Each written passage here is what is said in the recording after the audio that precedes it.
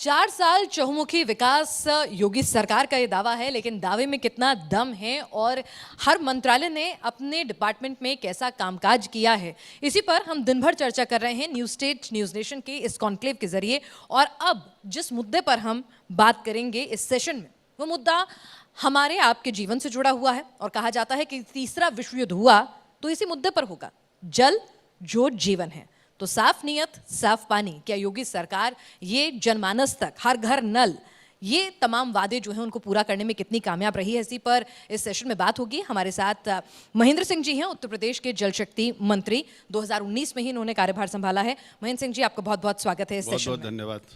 महेंद्र सिंह जी, एक चुनौतीपूर्ण काम आपके खेमे में है, क्योंकि इतने बड़े सूबे के लिए, जो कि सूखे से भी दो चार होता है और बाढ़ से भी दो चार होता है, सींचना भी है और बचाना भी है, कैसे कर रहे हैं आप ये काम? सबसे पहले तो हम न्यूज नेशन का अभिनंदन करना चाहूँगा कि आपने इतना बड़ा प्लेटफॉर्म दिया है अपनी बात कहने के लिए, इसे मैं आपका स्वागत करता हूँ। और अच्छी बात आपने कही है कि साफ नीयत और साफ पानी, नीयत भी हो और नीति भी हो। हमारा डिपार्टमेंट 5 कंपोनेंट में डिवाइडेड है। उसमें से नंबर 1 है सिंचाई, नंबर 2 है बाढ़, नंबर 3 है जल जीवन, नंबर 4 है अटल भूजल योजना यानी जल का संरक्षण, और नंबर 5 है नमामि गंगे। इन 5 चीज़ों को लेकर के हम लोग काम कर रहे हैं और पांचों अपने अपने स्थान पर बहुत महत्वपूर्ण है। खेत तक पानी पहुंचाना और खेत को बचाना। खेत तक पानी पहुंचाने के लिए अब तक के इतिहास में 24 जनवरी 1950 को उत्तर प्रदेश बना था। तब से लेकर के 2021 तक अगर हम देखेंगे तो सबसे ज़्यादा सिंचन क्षमता अगर किसी सरकार ने बढ़ाई है तो आदरणीय योगी जी की सरकार ने बढ़ाया है। और योगी जी की सरकार ने जो लक्ष्य रखा है, अगले साल तक, इस साल तक, लास्ट तक हम लोग लगभग 22 लाख हेक्टेयर ज़मीन को सिंचित करेंगे। जो परियोजनाएं 32 साल से, 58 साल से, 48 साल से, 28 साल से नहीं पूर्ण हो पा रही थी, उन समस्त परियोजनाओं को हम पूर्ण कर रहे हैं। और उसका बहुत बड़ा उदाहरण है हमारा बाढ़ सागर योजना, जो 88 और 89 में प्रारंभ हुआ था और जिसको हमको 94 में पूरा करना था जी। और जब 2000 में हमारी सरकार बनी तो 20 से 25% वहाँ पर काम हुआ था, लेकिन उसको हम लोगों ने पूरा करके आदरणीय प्रधानमंत्री जी के कर कमलों द्वारा 1,50,000 हेक्टेयर ज़मीन को सिंचित किया है। 4.5 लाख किसानों को उसका लाभ पहुंचाया है। बड़ी परियोजनाएं उत्तर प्रदेश में हम लोग अब तक जो पूरा कर चुके हैं, उसमें पहाड़ी परियोजना, पहुंच परियोजना, लहचुरा परियोजना, रसिन परियोजना, भवानी परियोजना, बंडई परियोजना, पथरई परियोजना, इन सब परियोजनाओं को पूर्ण करके 4,41,000 हेक्टेयर ज़मीन को अब तक हम लोग सिंचित कर चुके हैं। और बड़ी बात है, मैं आपसे कहना चाहूँगा और न्यूज नेशन के माध्यम से पूरे उत्तर प्रदेश और देश को बताना चाहता हूँ, कितनी बड़ी बात है कि 71 और 72 में सरयू परियोजना बनी थी, 79 करोड़ में बनी थी। 71 और 72 की परियोजना जिसको 75 से 80 के बीच में पूरा करना था, 2017 में जब योगी सरकार बनती है तो वो परियोजना केवल 35% पर रुकी हुई थी। उस परियोजना को टारगेट करके आदरणीय मुख्यमंत्री जी ने, माननीय प्रधानमंत्री जी की प्रेरणा से 9,802 करोड़ रुपए की परियोजना बनी। उसको काम करते हुए आज की तारीख में गोंडा, बलरामपुर, बहराइच, श्रावस्ती, संत कबीर नगर, महाराजगंज, सिद्धार्थनगर, गोरखपुर, इन सब जिलों को लाभान्वित करते हुए 14,50,000 हेक्टेयर ज़मीन को हम सिंचित करने जा रहे हैं और इसी साल पूर्ण करके जनता जनार्दन को समर्पित करेंगे। बहुत बड़ी बात है कि आपने अर्जुन सहायक सुना होगा। 28 साल से जो परियोजना बन रही थी, उस परियोजना को हम लोगों ने पूर्ण किया है। आदरणीय मुख्यमंत्री जी जल्दी उसको देखने के लिए जा रहे हैं। माननीय प्रधानमंत्री जी के कर कमलों द्वारा उसका भी हम लोकार्पण कराएंगे और पूरे बुंदेलखंड को पानी पानी करेंगे। और इसी तरीके से हमारा अमरोहा, बिजनौर, संभल, मुरादाबाद जो मध्य गंगा परियोजना है, उसको भी इसी साल पूरा करेंगे। उन सब जिलों में भी पानी पहुंचाएंगे। 1,46,000 हेक्टेयर ज़मीन को सिंचित करेंगे। पूरे उत्तर प्रदेश में जो प्रधानमंत्री जी की इच्छा है, हर खेत तक पानी पहुंचना चाहिए, इसके लिए योगी सरकार ने अब तक 22 लाख हेक्टेयर ज़मीन को सिंचित करने जा रही है। मैं समझता हूं कि आज़ाद भारत में और किसी भी राज्य के लिए सबसे बड़ा तोहफा अगर किसानों को किसी ने दिया है, योगी सरकार ने दिया है। शायद यही वजह है कि किसान आंदोलन में हम जब किसानों को सड़क पर देख रहे हैं, दिल्ली कूच करते हुए देख रहे हैं, तो उत्तर प्रदेश का किसान उस तादाद में नहीं पहुंच रहा है, क्योंकि उस तक साफ पानी भी पहुंचा और आपकी योजनाएं भी, क्योंकि ग्रामीण विकास भी आपके पास था एक लंबे अरसे तक। निश्चित रूप से मैं आपसे कहना चाहता हूं कि देखिए, हमारा 200 साल पुराना सिंचाई की नहरों की परियोजना है। आज उत्तर प्रदेश में 75 जिले हैं, 75 में से 74 में हम नहर जाल का जाल बिछा रहे हैं। अभी अभी हम लोगों ने, आदरणीय मुख्यमंत्री जी ने 25,050 पुल पुलियों का शिलान्यास किया है। आज़ादी से लेकर के अब तक 200 साल में 70,000 पुल पुलिया बना। उसमें से जो पुल पुलिया टूटते गए, कभी उसका निर्माण नहीं हुआ दोबारा। अभी हम लोगों ने लक्ष्य बनाया है कि 200 सालों में 70,000 पुल पुलिया बना, और हम 100 दिन में 25,050 पुल पुलिया बना करके जनता को देने जा रहे हैं, जिसके माध्यम से 42,000 पंचायतों को लाभ पहुंचेगा। लोग अपने घर से खेत में पहुंच पाएंगे, अपने ट्रैक्टर को लेकर के जा पाएंगे और अपनी उपज को मार्केट तक पहुंचाएंगे। मैं आपको बड़ी बात बताता हूं, 47,000 किलोमीटर नहरों की सफाई किया है। 268 विधायकों ने बधाई पत्र दिया है। हर नहर तक टेल का पानी पहुंचाया, हर नहर पर बोर्ड लगवाया।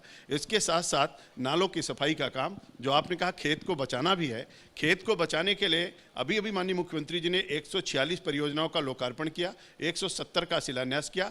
बाढ़ में 2013, 14, 15 में 15 लाख हेक्टेयर जमीन नुकसान में थी। आज की तारीख में योगी सरकार में उस नुकसान को कम करते करते 12,000 हेक्टेयर पे ले आकर के हमने खड़ा किया है। उनका खेत भी बचा रहा हूँ, खेत को पानी भी पहुंचा रहा हूं, उपज का उचित मूल्य भी दिला रहा हूं, और किसानों को हर सुविधा देते हुए उनके कर्जे को भी माफ़ कर रहे हैं, और प्रधानमंत्री किसान सम्मान निधि से उनके खाते में 6-6 हज़ार रुपये भी पहुंचाने का काम कर रहे हैं। तो हर तरीके से किसान पूरी तरीके से संतुष्ट है, और इसीलिए उत्तर प्रदेश का किसान योगी जी के साथ है, मोदी जी के साथ है। और इसीलिए पंजाब के किसान के साथ उत्तर प्रदेश का किसान जो है वो कम तादाद में वहां दिल्ली पहुंच रहा है निश्चित रूप से। और यही वजह है कि शायद इतना खुशहाल है। लेकिन विपक्ष कह रहा है, ठीक है, आपने अपने रिपोर्ट कार्ड में तो आपने डिस्टिंक्शन किया, आपने तो 90+ नंबर दे दिया खुद को, लेकिन विपक्ष कह रहा है कि बुंदेलखंड की याद आपको अब आ रही है। अब आपको बुंदेलखंड जो है, इजराइल जैसी इसकी भौगोलिक स्थितियां नजर आ रही हैं। अब आप टाइप्स की बात कर रहे हैं जब चुनावी साल में आप जा रहे हैं।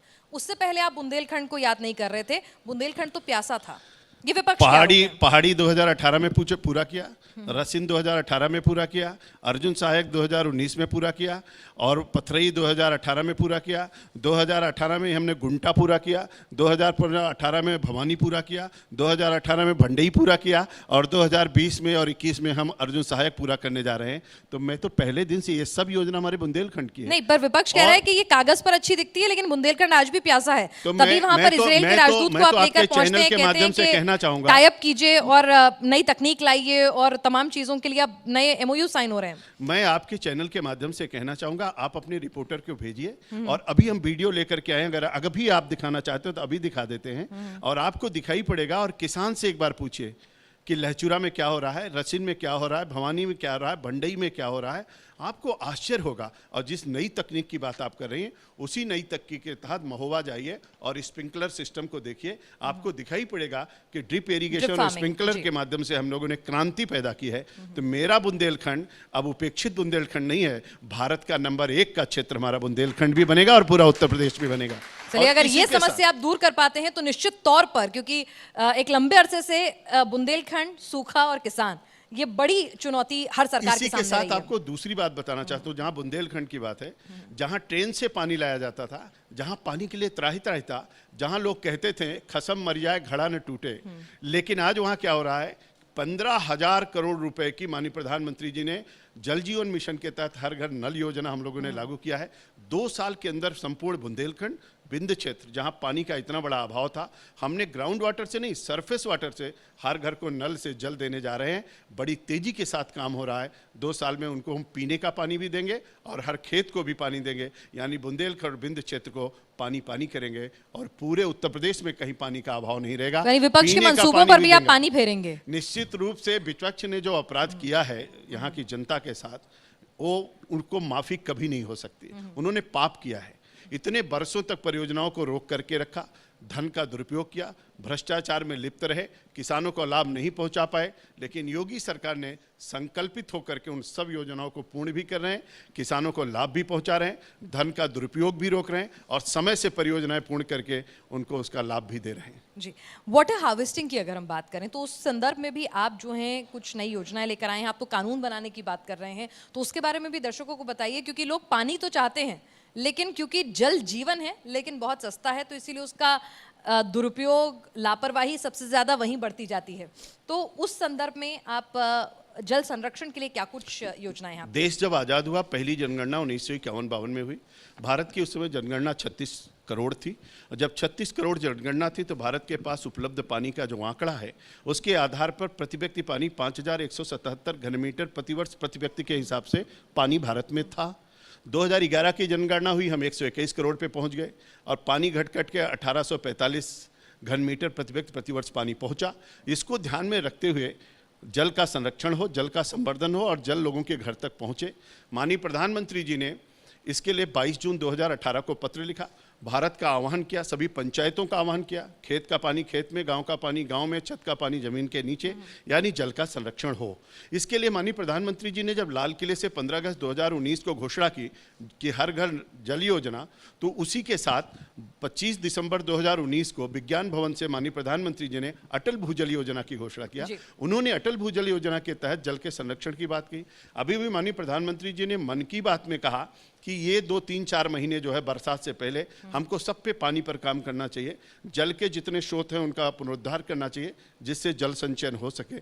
और मैं इसके लिए बधाई देना चाहता हूं, उत्तर प्रदेश के 10 जिले माननीय प्रधानमंत्री जी ने जल अटल भूजल योजना में लिया, लेकिन हमारे मुख्यमंत्री जी ने कहा केवल 10 जिले नहीं 75 के 75 जिले लेने चाहिए। इसके लिए उन्होंने अटल भूजल योजना उत्तर प्रदेश भी बनाया, कैबिनेट से पास किया, विधानसभा में पास किया और आज हमको बताते हुए खुशी हो रही है कि हमारे 75 जिलों में जल संरक्षण का काम अटल भूजल योजना के तहत प्रारंभ हो चुका है। एक बड़ी बात है, सरकार ने तो काम कर दिया, लेकिन एक आम एक कानून हमने बनाया, भारत का पहला राज्य है जो हम लोगों ने कानून बनाया है, भूजल प्रबंधन विनियमन अधिनियम 2019।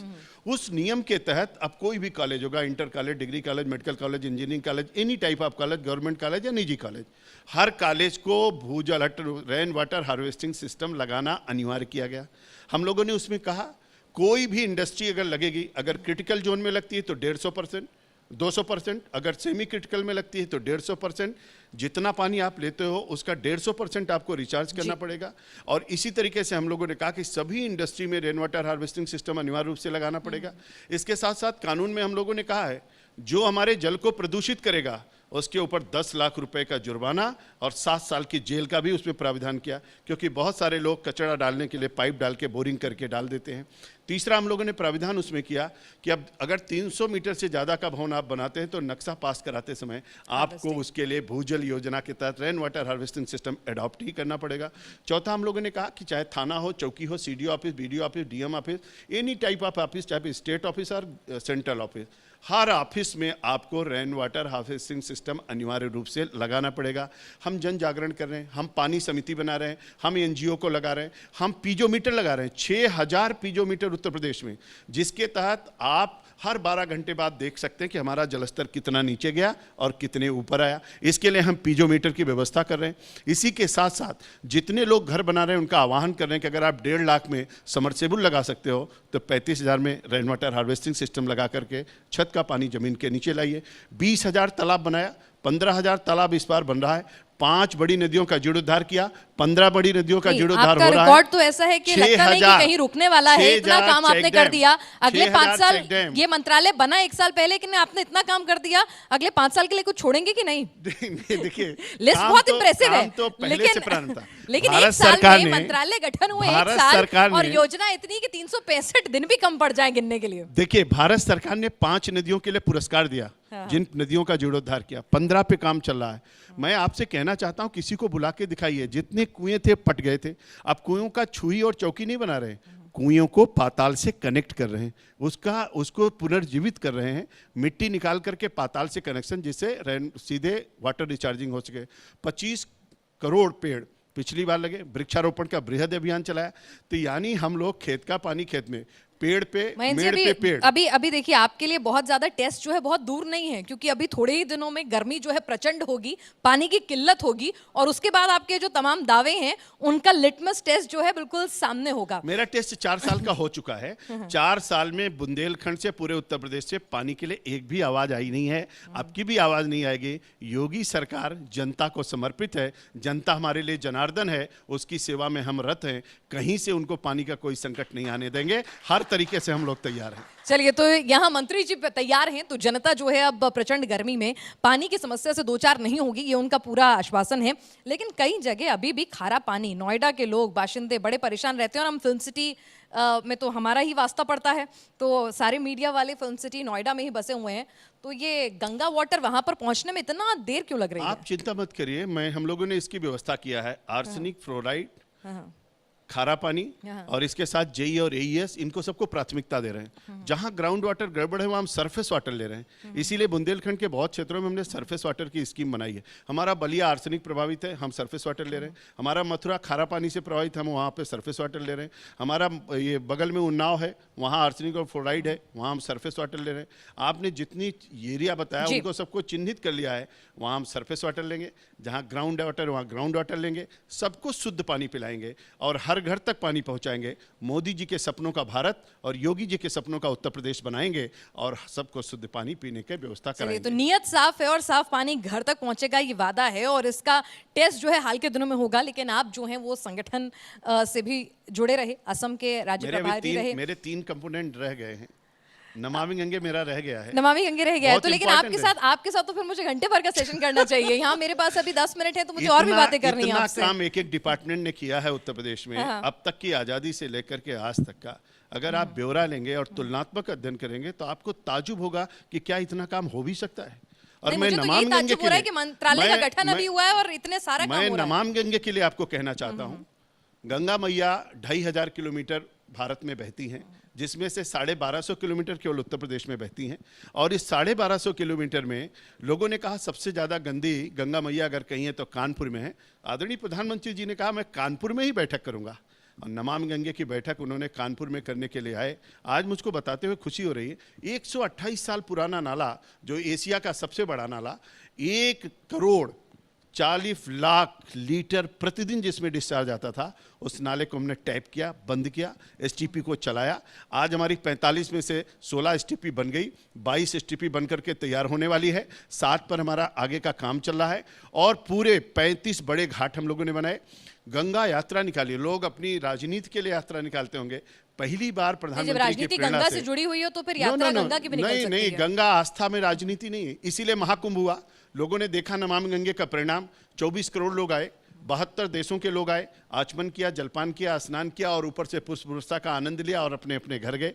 और उस आनंद की अनुभूति इसलिए हो पाई कि गंगा निर्मल थी, गंगा अविरल थी, गंगा स्वच्छ थी। इसीलिए हम कहते हैं गंगा तो दर्शनार्थ मुक्ति। आज गंगा को आप चल करके देखिए, तो कोई काम बचा है मंत्री जी? न्यूज नेशन नहीं, के कोई काम लोगों को बचा मैं है? कहना मुझे तो ये चाहता लग रहा है हूँ, कि गंगा भी साफ हो गई, पानी भी पहुंच गया, जल भी आ गया, नल भी आ गया। न्यूज तो नेशन मंत्री जी का आगे मैं क्या आह्वान करेंगे करना अगले चाहता साल? हूँ, न्यूज नेशन के अपने अच्छे रिपोर्टर्स को मैं आह्वान करना चाहता हूँ। अभी थोड़े दिन पहले बरसों बाद गंगा में डॉल्फिन दिखी है, बरसों बाद गंगा में डॉल्फिन दिखी।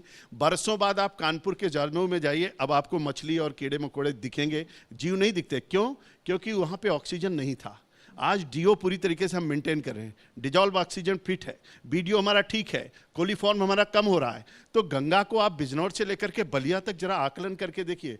400 नाले थे, 250 टैप किया, आगे टैप की कार्रवाई चल रही है, एसटीपी बना रहे हैं, नाले को टैप कर रहे हैं। गंगा के दोनों तट पर जैविक खेती का प्राविधान कर रहे हैं, फलदार वृक्ष लगाए जा रहे हैं, गंगा चबूतरा बन रहा है। 148 पंचायतें हैं जहां ओडीएफ प्लस हो चुका है, 21 नगरीय क्षेत्र है वहां ओडीएफ प्लस हो गया। कुछ तो छोड़ दीजिए, कुछ तो छोड़ दीजिए। आने वाले 5 साल अविरल के लिए तो गंगा, वोट मांगने निर्मल हैं। गंगा, अगर इसी के काम ही साथ नहीं रहेगा, राहुल गांधी तो मंत्रालय को लेकर कहते रहते हैं कि और बनना चाहिए, ये उसमें इंक्लूड होना चाहिए। अगर आप इतना सारा काम अभी कर देंगे तो फिर मंत्रालय ही नहीं रहेगा। ये देखिए, राहुल के समझ में तो कुछ आने वाला नहीं है। अच्छा, उनकी समझ के ये सब बातें परे हैं। वो ये सब क्या होता है, अब जैसे मोदी जी कहते हैं गंगा आस्था और अर्थ का केंद्र है, इसका संगम होना चाहिए। तो आस्था और अर्थ अगर ये राहुल को आप बताएंगे, बरसीन और सोया मेथी को पास में रखेंगे और बरसीन के साथ सोया मेथी को लगाएंगे और राहुल से पूछेंगे कि इसमें बरसीन कौन सी है और मेथी कौन सी है, तो नहीं बता पाएंगे बेचारे, उनके बस की बात नहीं है। इसलिए उनको इसमें इन्वॉल्व करने की ज़रूरत नहीं है। इसका समझने के लिए तो आदरणीय प्रधानमंत्री नरेंद्र भाई मोदी ही माँ गंगा को भी समझते हैं, भारत माता को भी समझते हैं। इसीलिए जब प्रधानमंत्री ने, राष्ट्रपति जी ने कहा कि शपथ लीजिए, तो मोदी जी ने कहा पहले गंगा यात्री आरती करेंगे, उसके बाद शपथ लेंगे। हाँ, माँ गंगा ने बुलाया था वो तो, निश्चित रूप से। लेकिन एक मिनट महेंद्र जी, अब आपने अपना लेखा जोखा लंबा चौड़ा दे दिया। कुछ सवाल मेरे भी देखिए, अभी बाकी उसको अगली बार के लिए भी कुछ छोड़ दीजिए ना, मैं कह रही हूँ। अब जरा मुझे थोड़ा मौका दीजिए, कुछ सवाल मेरे भी बाकी हैं, क्योंकि अगर ये फहरिस्त खत्म नहीं होगी तो मेरे सवालों की फहरिस्त जो है वो बची रह जाएगी। जरा ये बताइए मुझे कि आपने एक आदेश अपने अधिकारियों को दिया था, जिसको लेकर आप सवालों के घेरे में भी आए थे, कि बाढ़ रोकने के लिए नदियों की पूजा जो है वो नियमित पूजा की जाए। तो ये क्या था, इसको लेकर विपक्ष जो है सवाल पूछता है। भारत की संस्कृति, भारत की सभ्यता, भारत का संस्कार, भारत का अध्यात्म, भारत की वाणी, भारत का विचार, इनसे सब में ये है, हम किसी काम का शुभारंभ करते हैं, आप भी किसी काम का शुभारंभ करते हो, तो जिसको आप मानते हो उसकी पूजा करने के बाद शुरू करते हो। गंगा मेरी माँ है, नदी मेरी माँ है, माँ के पास जाएंगे तो पूजा करने के बाद ही तो काम शुरू करेंगे। बिना पूजा के कैसे काम शुरू करेंगे? तुम माँ की पूजा करेंगे, माँ से आशीर्वाद लेंगे, अपनी माँ का पैर छू के हम घर से निकलते हैं, और जिस माँ के पास जा रहे हैं उसकी पूजा करके, उसका पैर छू करके काम शुरू करते हैं। इसीलिए तो पिछली बार एक भी जनहानि धनहानि नहीं हुई, क्योंकि मां से अनुमति लेके मां की पूजा करके काम शुरू किया। इसीलिए तो 146 परियोजना का लोकार्पण किया, इसीलिए तो 170 का शिलान्यास किया, इसीलिए तो इतना अच्छा काम किया। शिलान्यास और लोकार्पण के बाद जब काम खत्म हो जाए, मुझे लगता है तब भी एक फीता कटना चाहिए। अभी वही किया, अभी किया। और मैं सभी दर्शकों से कहना चाहूंगा, आपके सभी रिपोर्टर से कहना चाहूंगा, आजाद उत्तर प्रदेश में 24 जनवरी 1950 से लेकर अब तक पहले मुख्यमंत्री योगी जी हैं जो बाढ़ के बाद उन सब कामों का लोकार्पण किए। फीता काटे और विधायक, सांसद और जनता वहां उपस्थित रही, और उन्होंने देखा कि मेरा काम कैसा है। बाढ़ में लोग कहते थे बह गया, हमने बहाया नहीं, हमने कहा आप देखो कि बाढ़ के बाद भी काम है कि नहीं है। उसमें 146 परियोजनाओं का लोकार्पण हुआ बाकायदे। और मैं आपसे कहना चाहता हूं, आपके सामने बैठ के कहना, पहली बार आप उठा के रिकॉर्ड देख लीजिएगा, हमेशा काम शुरू होता था अप्रैल और मई में। पहली योगी सरकार है जिन्होंने, हम लोगों ने तय किया अब काम शुरू करेंगे जनवरी में, क्योंकि लोग कहते थे अब तो बाढ़ आ गई, पानी आ गया, काम कैसे काम कर पाएंगे। हमने कहा है कि 15 मई तक सभी बाढ़ के काम पूरे हो जाएंगे। जनता भी देखे, जनप्रतिनिधि भी देखे, रिपोर्टर भी देखें काम कहां पे हुआ, उनको दिखना चाहिए। बिल्कुल, हम भी लगातार ये दिखाएंगे। एक लाइन का इसमें रह गया है, हम लोगों ने पहली बार ड्रेजिंग शुरू किया है, और ड्रेजिंग के तहत नदियों को चैनलाइज किया है। अब नदी की धारा अगर इधर चली गई, काटने लगी, तो हम नदी की धारा को सीधा करते हैं, और सीधा करने के बाद बाढ़ से लोगों को बचाते हैं। इसलिए कोई गांव कटता नहीं है, कोई जानवर बहता नहीं है, कोई मरता नहीं है, खेत हमारे कटते नहीं। देखते हैं इस बार मेरे पास, हमारे पास तस्वीरें हर जगह से आती हैं, चप्पे चप्पे पर न्यूज नेशन की नजर रहती है। देखेंगे कि इस बार कैसी तस्वीरें आएंगी, और वो तस्वीरें फिर मैं भी आपको दिखाऊंगी, फिर दोबारा हम बैठेंगे। बहुत बहुत स्वागत है। अच्छा, अब बात रही आपके मंत्रालय की, उसका रिपोर्ट कार्ड आपने शानदार दिया है, लेकिन अगर हम बात करें, क्योंकि आप 2016 में असम के प्रभारी भी रहे थे और अभी चुनाव भी आ रहे हैं, और आपका तो एक अच्छा सक्सेसफुल ट्रैक रिकॉर्ड रहा है, अगर मैं आपसे कहूं इस बार के मौजूदा हालात को देखते हुए, जब एनआरसी सीए लागू हुआ है, तो उस सब को देखते हुए असम में इस बार आपकी पार्टी की स्थिति क्या कुछ है? देखिए, इतना काम प्रधानमंत्री नरेंद्र भाई मोदी ने किया पूरे नॉर्थ ईस्ट के लिए, क्या आसाम को तो स्वर्ग बना दिया। जब मैं 14 में गया था प्रभारी बन के, तो वहाँ पर केवल 12 फ्लाइट लैंड करती थी, टेक ऑफ करती थी। आज की तारीख में 170 फ्लाइटें वहाँ से टेक ऑफ और लैंडिंग हो रही है। 170, 12 से 170 पहुँचा, और 1-2 पुल केवल नदी पे था, ब्रह्मपुत्रों पे। आज 8 बड़े ब्रिज बना दिए। जिस सिलचर बराक वैली को जोड़ने के लिए आज़ादी के इतने साल बीत गए, लोग इंजन और ट्रेन नहीं देखे थे, वहाँ पर ट्रेन चला दिया। पूरे आसाम के अंदर हर जगह आप जहां जाइए, road connectivity, rail connectivity, air connectivity आपको मिलेगी। तो रोड का, रेल का, एयर का, सबकी कनेक्टिविटी बना दिया।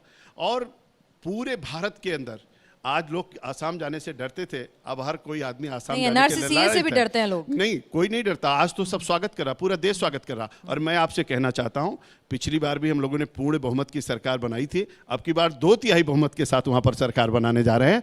बहुत अच्छा माहौल आसाम के अंदर है। असम से थोड़ा आगे आ जाएं, प्रभु श्री राम के नाम के साथ बंगाल में कमल खिलेगा? निश्चित रूप से कमल खिल चुका है, बस वोटिंग होने की जरूरत है। वहाँ की जनता तैयार है और उतावली है जनता की, जल्दी से जल्दी वोटिंग हो और हम कमल का फूल खिलाएं और भाजपा की सरकार बनाएं। यहाँ पर माँ काली की कृपा से, भगवान श्री राम की कृपा से, और यहाँ पर माँ कामाख्या की कृपा से, दोनों स्थानों पर और जहाँ जहाँ चुनाव रहा सब जगह बहुत अच्छा प्रदर्शन पूरी तरीके से सरकार बनने जा मंत्री रही जी के राज में सब अच्छा ही अच्छा और सब पॉजिटिव ही पॉजिटिव है। और इसी नोट पर हम यहाँ पर आपसे इस चर्चा को, इस सेशन को यहाँ खत्म करते हैं और दोबारा एक बार फिर से आपके साथ विचार विमर्श होगा जब आने वाली गर्मियों में एक रियलिटी टेस्ट होगा मंत्री जी के कामकाज का। रिपोर्ट कार्ड उन्होंने रखा है, योजनाओं के नाम गिनवाए हैं, लेकिन जनता जनार्दन को अपनी कसौटी पर परखना है कि साल 2022 में विरोधियों के जो आरोप हैं वो ज्यादा भारी पड़ते हैं या फिर इनके किए गए काम। देखिए, बहुत अच्छी बात आपने कही है। हमने दीपोत्सव दिया है, हमने रंगोत्सव दिया है, हमने विवाहोत्सव दिया है, हमने दीपोत्सव के माध्यम से दुनिया को दिखाया है, हमने प्रयागराज को वापस लौटाया, हमने अयोध्या को वापस लौटाया है, यानी उत्तर प्रदेश के मान सम्मान स्वाभिमान को एक बार फिर से बनाया है। और जिस तरीके से निवेश हो रहा, $1 ट्रिलियन का मेरा उत्तर प्रदेश बनेगा, हर तरीके से मजबूत उत्तर प्रदेश और भारत का नंबर 1 का राज्य होगा। योगी की सरकार पूरे भारत में चर्चा में है और इसलिए WHO भी तारीफ करता है, इसलिए टाइम्स पत्रिका भी तारीफ करती है, इसलिए प्रधानमंत्री भी तारीफ करते हैं। मैं इसके लिए आदरणीय मुख्यमंत्री योगी आदित्यनाथ जी को बधाई और अभिनंदन करना चाहता हूं। अभिनंदन करता हूं अपने प्रधानमंत्री का। निश्चित रूप से मेरा उत्तर प्रदेश भारत का नंबर 1 का राज्य होगा और आने वाले दिनों में भाजपा ही भाजपा होगी। लेकिन अब देख भी लिया। थैंक यू, बहुत बहुत शुक्रिया बहुत सेशन में धन्यवाद आपको आपका। शामिल होने के लिए।